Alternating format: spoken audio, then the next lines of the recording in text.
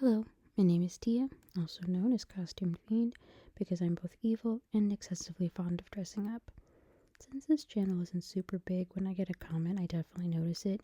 So, because at least one person has said that they wouldn't mind if these were a little bit longer, I've decided to tap into topics that I know can get me talking for hours. So now when I say I'm a fan of Beauty and the Beast, I mean a few things. One, I like the original fairy tale and think its Greek myth origins are neat, those origins being the myth of Eros and Psyche. Two, I love the 1991 Disney adaptation. It's one of my favorite movies, period, not just among the princesses. Three, there are a few other adaptations that I think are worth noting. And four, I have not watched and will never watch the 2017 live action remake because everything I know about it makes me really hate it. I'm kind of against the live action remakes in general, though.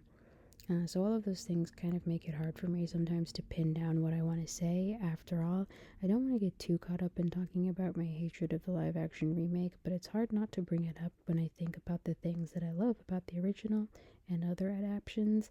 So I've decided to do a short version of my mini rant and then only talk about positive things. Full disclosure, obviously my opinion comes from a place of heavy bias, but there are some technical structural reasons for my thoughts as well. If you like any of the live action remakes, particularly the Beauty and the Beast one, you probably aren't going to like it here because, again, I'm never probably going to say anything nice about them. That being said, my top three issues with the 2017 remake are as follows. One, the cast. People talk all the time about how we live in a meritocracy, and when someone gets a role, it's because they've earned it. However, in recent years, we're having conversations about Nepo babies, and that's kind of proven that that isn't true. The actress Audra McDonald had, at the time, 6 Tony Awards and is a just extremely talented woman. So much so that if they'd casted her as Belle, I honestly wouldn't have complained. However, since she is older and that would have been unlikely, if you told me she was going to be in the remake with no context, I would have automatically guessed that she'd be Mrs. Potts. Instead, however, she was cast as the wardrobe, the character that doesn't even have a song in the original theatrical cut of the film. Now, having only 2 prominent black women in your movie be furniture is kind of already bad enough, but to add on to that, one of them was a maid and played by an actress so talented, I hope I'm saying her name right, Gugu Mbatha-Raw. I think she should have been the lead in the first place. Once I knew all of that, the movie was kind of already on my shit list. Both of those women are extremely talented, and no offense to Emma Thompson, but yeah, Audrey McDonald definitely would have made more sense. And no offense to Emma Watson, but I think it's almost objectively true that Gugu is a slightly better actress overall. Number two, I was not a fan of the costumes. In recent years, have definitely become more of a costume nerd. It's something I've started paying attention to on a deeper level. And fairy tale movies, in my opinion, are the perfect opportunity to get creative and let loose. The remake's costumes are pretty much where my theory that the Disney live actions are made to be Party City ready. Because all the outfits I'd seen were boring and they looked so very simple. To me, the bar for fairy tale costumes is Mirror Mirror. Costume designer Aiko Ishioka, rest in peace, really delivered, and none of the Disney live actions have ever come anywhere close to that quality. And three, for my final point before It's Only Nice Things, but I'd heard someone suggest that the decision to make LeFou canonically gay was meant to be a tribute to the late Howard Ashman, who had died shortly before the movie hit the big screen. This pissed me off for a number of reasons, but I'll just keep it cute. If I die and your tribute to me is to make the dopey sidekick character literally named the Fool bisexual as a tribute to me, I will come back to life and probably curse your family for at least 2 to 3 generations. There are a few more things to be honest, but I will spare you all, and with that out of the way, I should probably explain why I love the 1991 Beauty and the Beast so much. That pretty much explains why the live action pissed me off to that degree. For starters, I love animation as a medium. There's a level of freedom you have when your only limit is your imagination / what you can draw. Obviously, you're also beholden a little bit to the technology that is available to you at the time, but every once in a while you get the opportunity to push things forward. And Beauty and the Beast ballroom sequence definitely did that. To be a well told story on top of everything else is just the icing on the cake. The 1991 animated feature comes in about 90 minutes, and I would absolutely use it as an example of how much you can do in under 2 hours. From beginning to end, the storytelling is very tight, and I always love the transition of the narrator asking who could ever learn to love a beast to Belle leaving her house about to partake in a song that shares her name, and is pretty much the perfect answer to that question without just stating it blatantly. There's enough time spent so we understand who she is and her predicament, and everything flows from one scene to the next.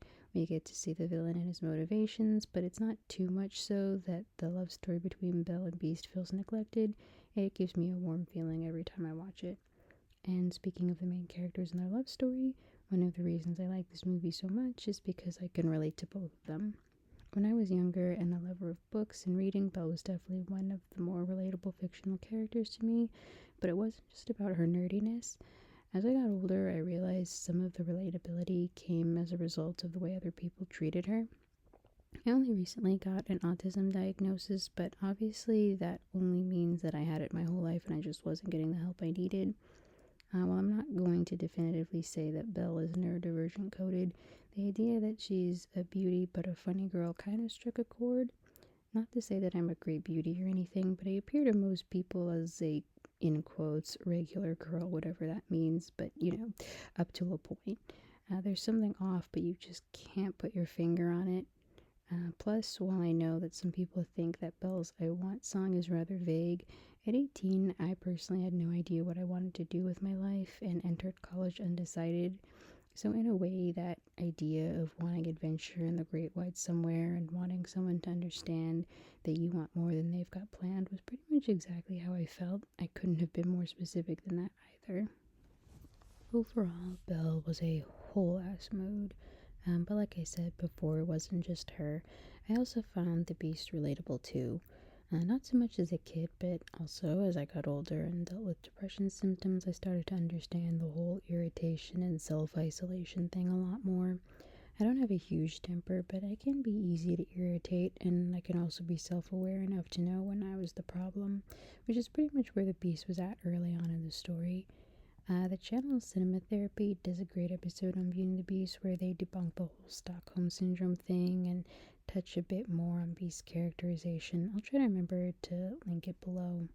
Also, while I didn't work on the film or anything, obviously, um, I was born in 1994. I could totally do a scene breakdown type video on the scene where Belle refuses to go to dinner. It's definitely one of my favorite in the movie for comedic reasons, but also characterization reasons and things like that. Anyway, moving on, I think a lot of fairy tales and earlier Disney princess films understandably focus on the young women leads, and their love interests are pretty much vague, so you can project whatever you want onto them. Beauty and the Beast, on top of the fact that it was the first princess film to be written by a woman, feels more like a traditional romance story because the two leads are kind of given equal importance. They're both, in the title. This is also why it irritates me a little bit, but there's still adults harping on about the film's ending. The Beast becomes human again because that's what he wanted. I love monster romances as much as the next person, but this isn't really the fairy tale to watch if that's what you want, the whole time. The Beast isn't meant to just be wish fulfillment love interest like in Cinderella or Sleeping Beauty or any of those other stories. He's his own character, and as for his design, I understand not liking it, but I honestly never remember caring that much because he and Belle have one of my favorite animated kisses of all time. Also, it does feel kind of telling that most people seem to have wanted to have him look more traditionally masculine or beast like as a human, which, considering the film's themes and the villain, kind of feels gross. But I digress because we're focusing on the positive. The music helps tell the story, and I love some of the little touches the actors brought to their delivery, like the scene in There's Something There Before where Belle kind of has a amused tone to her voice when she says that he's not Prince Charming. the 25th anniversary DVD release comes with a bonus feature where they're talking all about that and getting even more nerdy about it than me, because all of the people talking about it were either there or just nerds about music. I think Lin-Manuel Miranda's in that feature as well. Anyway, the bottom line, the people that made it clearly loved it, and it shows. The funny thing is, since this adaptation of the fairy tale has come to be, I feel like a lot of people have tried and kind of largely failed to recapture the movie's formula. And considering it's like clear that the movie has Pride and Prejudice influence and influence of other like of those older romances that came before it. I think I saw a Tumblr post that brought up Sound of Music and things like that. It's also rather fascinating to see just what so many get wrong. This brings me to a brief foray into other Beauty and the Beast that I do like. I feel like I'd be remiss if I didn't bring up the 1946 Jean Cocteau version. I'm so saying that wrong. French is wonderful, but Jean Cocteau, I believe, was either gay or some flavor of queer.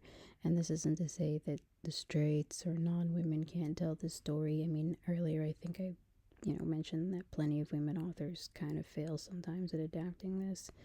But it does feel like the best Beauty and the Beast tend to be created by people who are either femme or just a little bit fruity, and I'm bi, so legally I can say that. His commentary on the power dynamics that exist within the fairy tale pretty much showed me exactly why his version works so well.